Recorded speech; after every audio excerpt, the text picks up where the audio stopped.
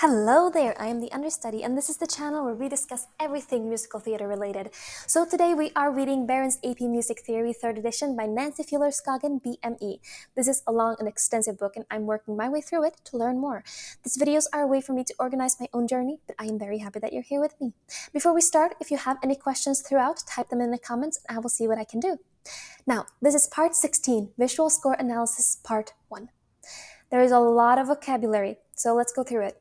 Alberti bass, cadence, cadential extension, canon or canonic, chorus, coda, codetta, concert pitch, contour, counter melody, fragment, instrumentation including brass, continuo, percussion, strings, and woodwinds, introduction, obligato, ostinato, phrase, phrase structure including antecedent, consequent, contrasting, double period, parallel period, and period, rag or ragtime, range, register, refrain, small forms including binary, rondo, sonata allegro, ternary, and theme and variations through composed. We have textures including heterophony or heterophonic, homophony or homophonic including chordal homophony, chordal accompaniment, chordal texture, homorhythmic, and melody with accompaniment. Then we have monophony and monophonic, which is also antiphonal. We have polyphony or polyphonic, contrapuntal, counterpoint, imitative polyphony, non-imitative polyphony, and fugal imitation. Then we have solo or soli, song form, AABA, stanza, strophic, tessitura, theme, timbre, transposition, tutti, variation, verse, and walking bass. We have been looking at music from the very beginning of this guide. The next 2 chapters act as a culmination of visual score analysis, including providing tips and strategies for successful score analysis. Let's begin with overall organization and of the composition, the form. Phrase structure and sectional form. From chapter 10, we learned that music, like language, consists of sentences and phrases punctuated by a cadence. Phrases often come in pairs to create a period and relate to each other like a question and answer does in language. The first phrase is called the antecedent, and the second phrase is the consequent. The antecedent phrase ends with a less complete cadence, while the consequent ends with a more complete or restful cadence. A parallel period occurs at the beginning of the melody and is the same in both phrases, so AA or A1. A1. A contrasting period occurs when the beginning of the melody of each phrase is different, so AB. An analysis of a phrase is structured is called a form. Here you see 2 examples of forms, or the same one, or I haven't actually looked at them. Here you see 2 examples of forms. Phrases are labeled using small letters. One of the most common phrase structures is called the song form, or AABA. This tells us we probably, confirmed by cadences, have a parallel period within the first 2 phrases. You will generally see form structure labeled using arches, like you can see on the image here. For example, home on the range is A1, A1, B, A1, from the beginning with a parallel period. So here we see 8 measures antecedent and 8 measure consequent, meaning it is a parallel period. We have the half cadence and the perfect authentic cadence, and then we have another half cadence and perfect authentic cadence. Greensleeves is A1, that is the bottom one here, A1, B, B1, and contains 2 parallel periods. So we have this is the same, and this is, well, not the same, but they have the half cadence, perfect authentic cadence, half cadence, perfect authentic cadence, making them parallel because they are also pretty much the same. Phrases join together to make larger sections. Those sections are also labeled with letters, this time using capital letters to designate the larger sections over a phrase structure. Greensleeves has 2 sections, as we can see here, A and B, capitalized. This is called binary. When the first section ends with an authentic cadence in the original key, it is called a sectional binary. If any other cadence occurs at the end of the first section, or if the key modulates so that the first section is in a different key, it is called a continuous binary. Let's move to some different forms. Strophic form, AAAA. In this form, the same music is used for each verse or stanza. Strophic form can be seen in art songs, ballads, hymns, and folk songs. Examples of strophic form are Amazing Grace and Scarborough Fair, also in Dorian mode. Through composed form is writing new music for each stanza, so often written to reflect different moods or changing moods of each stanza. An example of this is The Earl King or Der Erkling by Franz Schubert. This also contains a rhythmic ostinato. Then we have the binary form AB, as the label says, two sections, often repeated AABB. Binary might also be AA1, two sections comprised of the same or similar melodic material. In common practice style, simple binary form was used for dances, and the convention of the day was to maintain the same rhythmic feel but use different keys for each section. The music often moves to a new key in the B section, returning to the tonic at the end of B. The beautiful piece for flute, the Badinere by Bach, is in binary form. We also have ternary form, ABA, which has three sections, generally with a recapitalization of the first section, the return to A. Often the first section is repeated, giving us AABA, very popular with 18th century operatic arias, and often evolved into 32-bar song form discussed earlier. The Anitra's Dance from the Peter Gent Suite by Edward Grieg is an example of ABA or ternary form. Then we have the rounded binary form. This is also a picture of what this might look like. So somewhere between the binary form and ternary form lies the often mentioned but frequently misunderstood rounded binary form. The name rounded binary is misleading. It is not really a binary, it's ternary. But it's not truly ternary. Some theorists call rounded binary incipient ternary, incipient meaning almost. A binary form is AB, ternary is ABA. Rounded binary is also ABA, but with one big difference. In rounded binary, only a portion of the A material returns after the B section.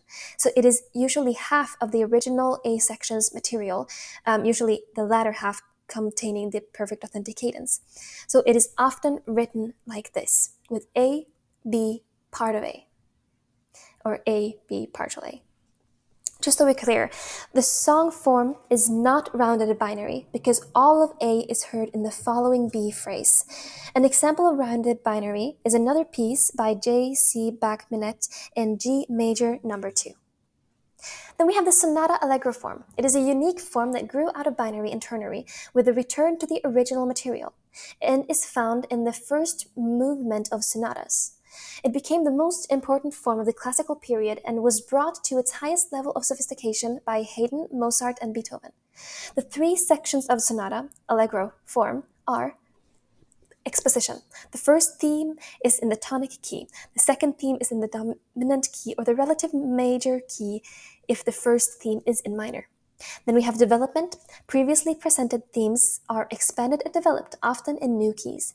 And then the recapitalization, a restating of the exposition with the first and second themes both in the tonic key, often concluding with a coda. The relationship of the tonic and the dominant keys is particularly important in the sonata allegro form. In the recapitalization, having both first and second themes in the tonic key provides a feeling of completion or of returning home after traveling through various keys during the development section.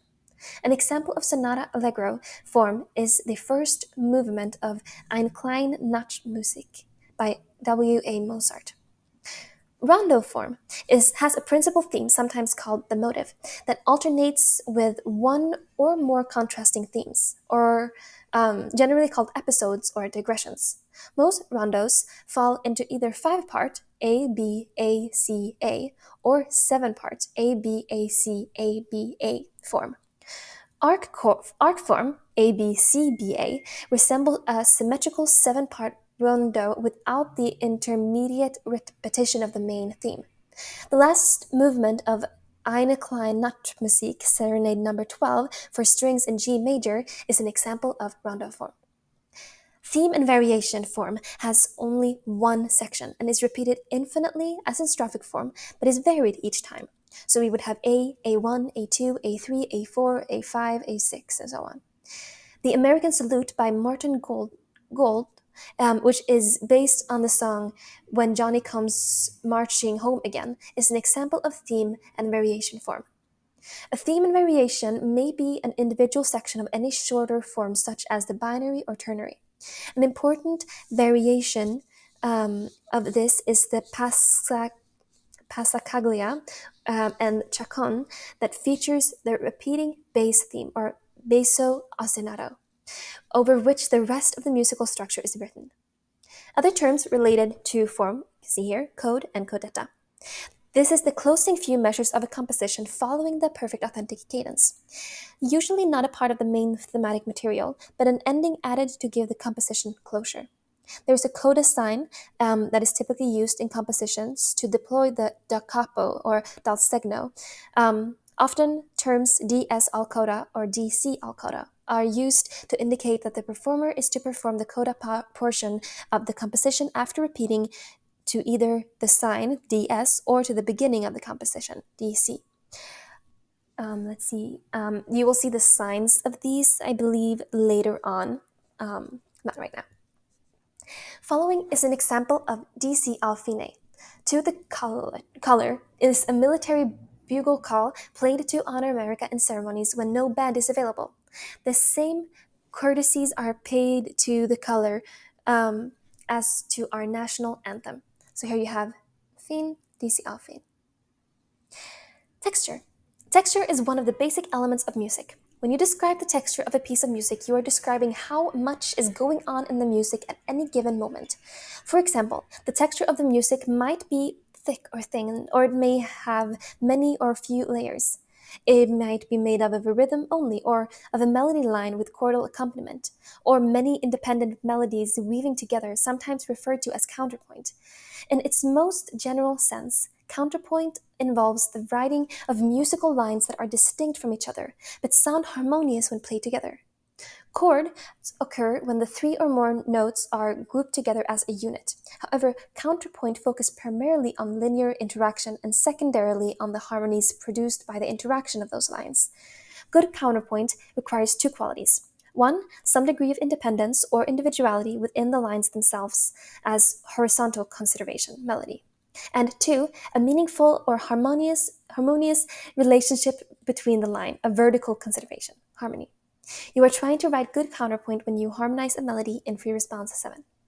There are many informal terms that can describe the texture of a piece of music, like thick, thin, bass heavy, rhythmically complex, and so on. But the formal terms are used to describe texture but the formal terms that are used to describe texture all describe the relationship of melodies and harmonies. Here are the definitions and example of four main types of texture. Let's see if I have this. No, you'll just have to look at this beautiful music. Wow. So we have monophonic music that has only one melodic line with no harmony or counterpoint. There are many rhythmic accompaniment, but only one line that has specific pitches.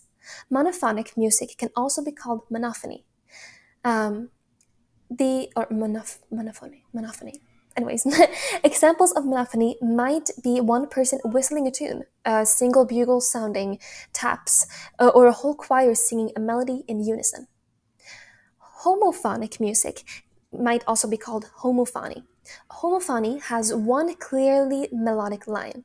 It is the line that naturally draws your attention. All other parts provide accompaniment or fill in the chords. In most well-written homophony, the parts that are not melody may still have a lot of melodic interest. They may follow many of the rules of the well-written counterpoint, and they can sound quite different from the melody and be interesting to listen to by themselves.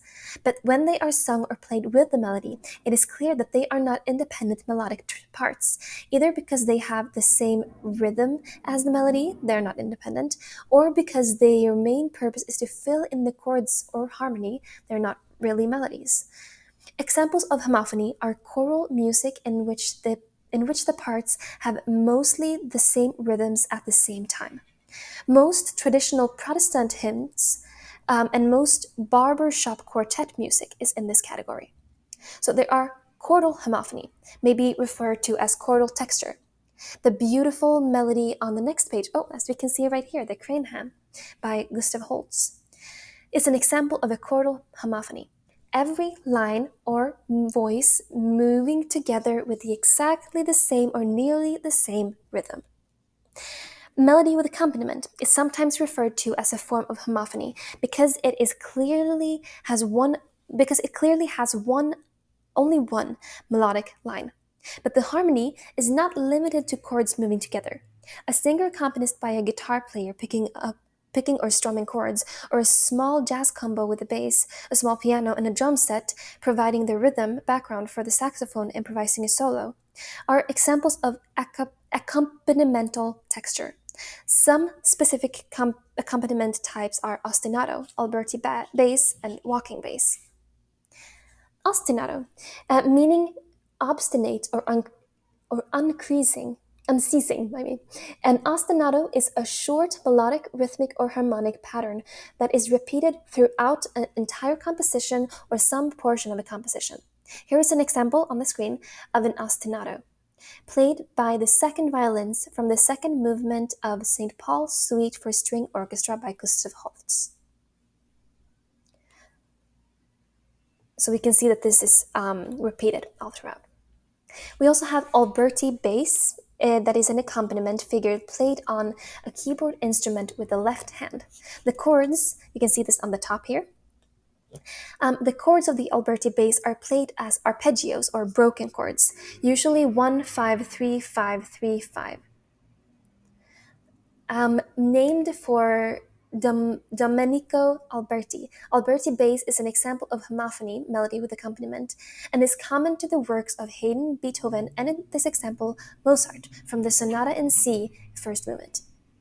We also have walking bass, as you can see in the bottom here.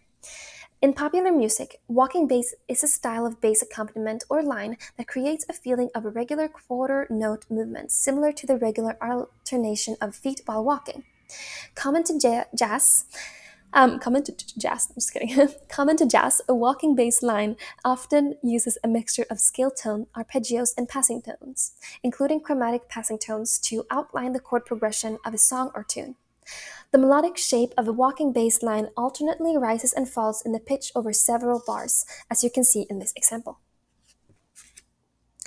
Then we have ragtime, an American style of music popular at the turn of the 20th century that features ragged or syncopated rhythms. This example of a Scott Joplin rag shows monophonic texture in the first two measures, with the right and left hand playing the identical melody in octaves. Then the texture becomes the melody with chordal accompaniment for the remainder of the excerpt. The first four measures are an introduction, followed by the two phrases with similar melodies. The first phrase ends with a plagal cadence, the subdominant to the tonic, in A flat major, and the second with a perfect authentic cadence in E flat major. The harmonies are actually quite complex, but at this point, let's simply note the sequence of the melody, the repeated melodic pattern at a different interval, and the prominent use of the diminished fifth throughout the pattern. Observe that the diminished fifth, accented neighbors, resolves to a minor third in the melody over the bass line that remains diatonic until measure 10, moving into the cadence. Then we have the third kind of texture, the polyphonic music, that can also be called polyphony, counterpoint, or contrapuntal music.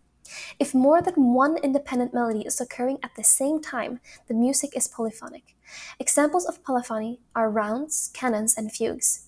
Even if there is only one melody, if different people are singing or playing at different times, the parts sound independent. Much Baroque music is contrapuntal, particularly the work of J.C. Bach. And most music for large instrumental groups, such as bands or orchestras, is contrapuntal at least some of the time.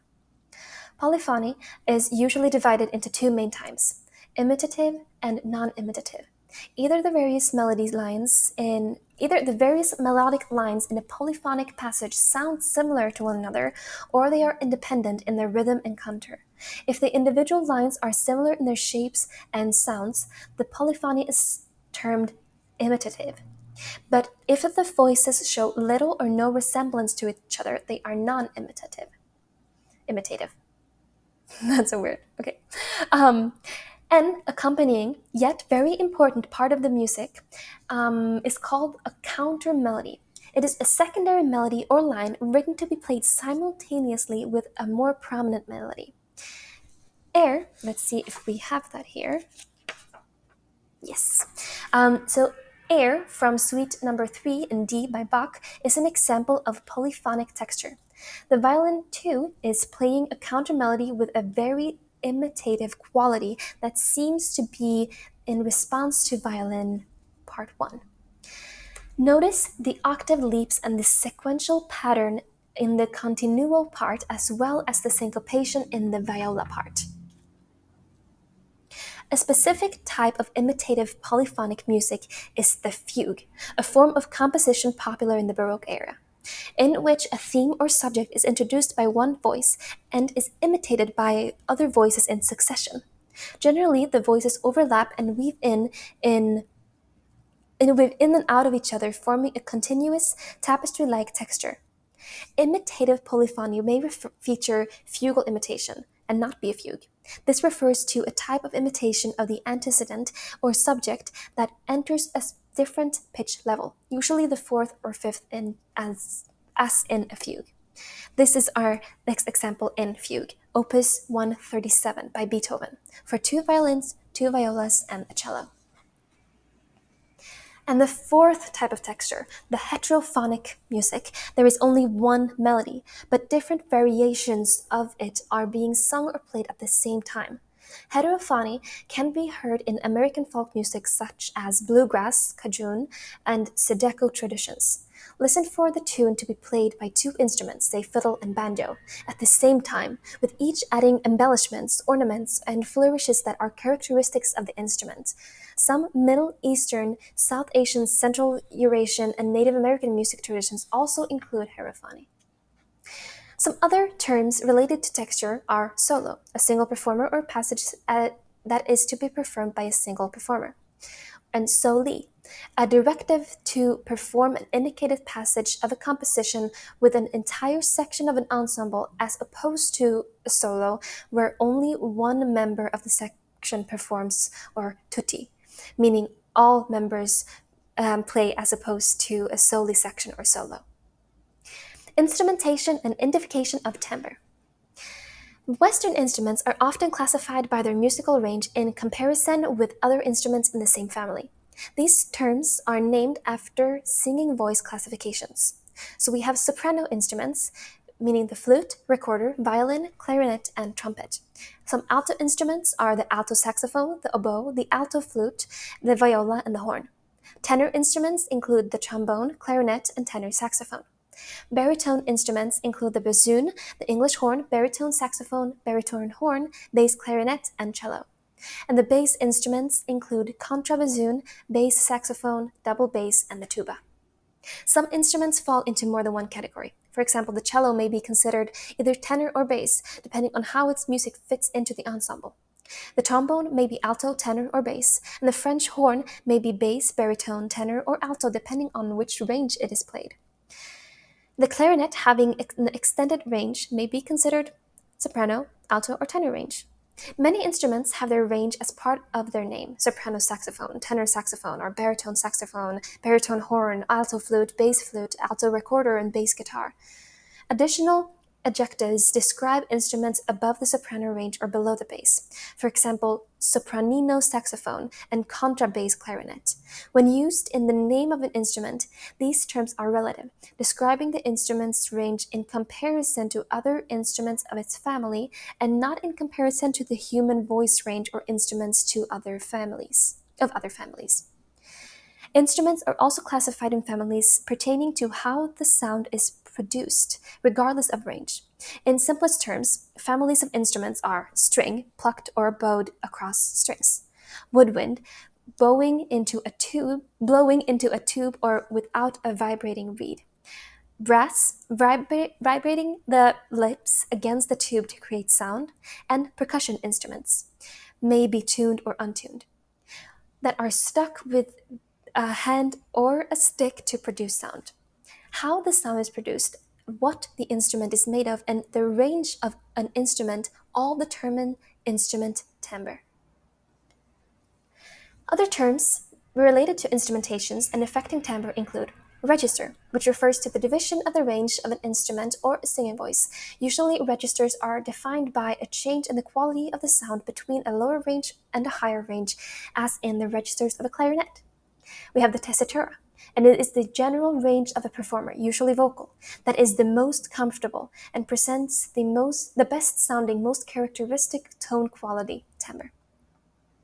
Transposition, yikes. Transposition means to sound a pitch different from the one written. It also refers to rewriting music from one key to another. Music in major key can be transposed to any other major key, and music in a minor key can be transposed to any other minor key. A piece sounds higher or lower than once it is transposed. Vocalists transpose music if the original key is too high or too low for the vocal range, resulting in a much better performance. Instrumentalists may also find a piece easier to play if it is in a different key. Changing from major to minor or vice versa requires more than a simple transposition because of the difference in major and minor scale patterns. Instrumental transposition. Let's briefly examine the concepts of instrumental transposition. Many instruments read one note and sound. Many instruments read one note and sound another compared to what we call concert pitch, the actual notes as played by a piano or sung by the voice. Instruments that are in concert pitch require transposing and are often referred to as being in a certain key. The instrument's key tells which pattern will sound when the performer plays the note written as C. Or another way to remember it is everybody reads C, but they sound the letter in their name. For example, when a B flat clarinet reads a C on the staff, the note that sounds is a B flat, a full step lower than what is written. Transposing instruments need to have their music rewritten in a different key to sound the same pitches as non-transposing instruments, those in concert pitch that are in the key of C. Most common transposing instruments fall into three groups. We transpose for them according to how they relate to C. So B-flat instruments sound a major below the written concert pitch. Red C sounds a B-flat. These instruments include the bass clarinet, actually an octave and a major second down, the B-flat clarinet, the B-flat cornet or B-flat trumpet, the flugelhorn, the soprano saxophone, and the tenor saxophone, which also sounds an octave and a major second down. Then we have F instruments that sound a perfect fifth below the concert pitch. So it reads C and sounds an F. These instruments are English horn, French horn. Then we have the E-flat instruments, which sound a major sixth below or a minor third above concert. They read C and they sound an E-flat. These instruments are the alto clarinet, the alto saxophone, baritone saxophone, which is actually an octave and a major sixth down, and the E-flat clarinet, which is actually a minor third higher, the inversion of a major sixth. With a few exceptions, other instruments are considered the non-transposing C instruments, that is, when they play sounds exactly as written. Those exceptions are the orchestra bells and the piccolo, that sound an octave higher than written, and the treble bass, which sounds an octave lower than written. Consider, too, the tenor voice, often written in treble clef and sung an octave lower. Suppose you have four instruments that are in different keys. How do you create an arrangement so that they all can play together in unison? The process of transposition can be accomplished in two ways. You could transpose each and every note individually by interval, or you can shift the key signature and recognize the relationship of the notes within the tonality. For example, if the concert pitch melody is do, mi, re, fa, so, ti, do in C major, the notes are C, E, D, F, G, B, C. Transposed to D major, the key signature is two sharps for clarinet or trumpet. These pitches would be D, F sharp, E, G, A, C sharp, D. Transposed to C major for horn, the key signature is one sharp and the pitches would be G, B, A, C, D, F sharp, G. Just gonna let you look at this one while I talk. The other side of transposition, and the more often tested on the AP Music Theory exam, is reading what instrument is playing and identifying the concert pitch. This is particularly important in score analysis. For example, if French horn is reading an E flat, the clarinet is reading D, and the alto saxophone is reading D, what is the chord? What is the quality? Who is playing the third? So the chord is F minor. And in concert pitch, C, the clarinet is playing the fifth, the concert C, and reading a D. A flat, the horn is playing the third. The concert pitch would be A flat, but it is reading an E flat. And the F, the saxophone is playing the root, the concert F, reading a major sixth above, which is D.